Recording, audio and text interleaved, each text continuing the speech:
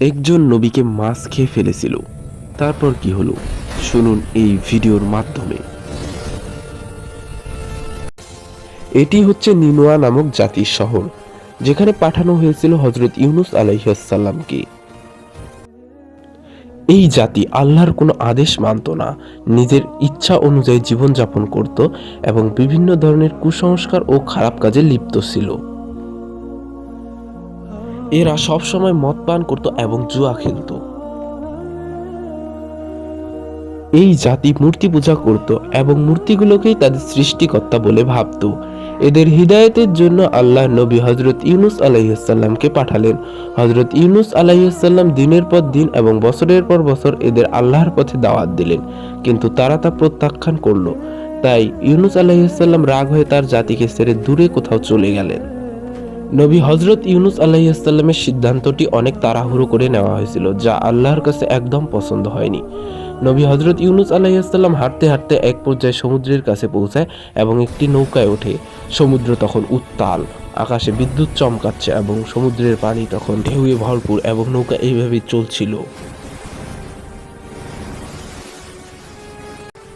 নৌকা এক পর্যায়ে ঢেউয়ের তালে ডুবে গেল এবং হযরত ইউনূস আলাইহিস সালাম পানিতে ডুবে গেলেন। হযরত ইউনূস আলাইহিস সালামকে এক পর্যায়ে একটি মাছ খেয়ে ফেলল। হযরত ইউনূস আলাইহিস সালাম মাছের পেটে দোয়া করলেন, হে আল্লাহ, আমাকে রক্ষা করুন, এবং হযরত ইউনূস আলাইহিস সালাম মাছের পেটে আল্লাহর ইবাদত করলেন। আল্লাহর ইচ্ছা অনুযায়ী মাছ আর সহ্য করতে পারল না। হযরত ইউনূস আলাইহিস সালামকে মাছ পেট থেকে বের করে দিলেন। হযরত ইউনূস আলাইহিস সালাম অনেক ক্লান্ত এবং ক্ষুধার্ত। তার ছায়া এবং খাবারের জন্য আল্লাহর আদেশে একটি লতা গাছ জন্মালো।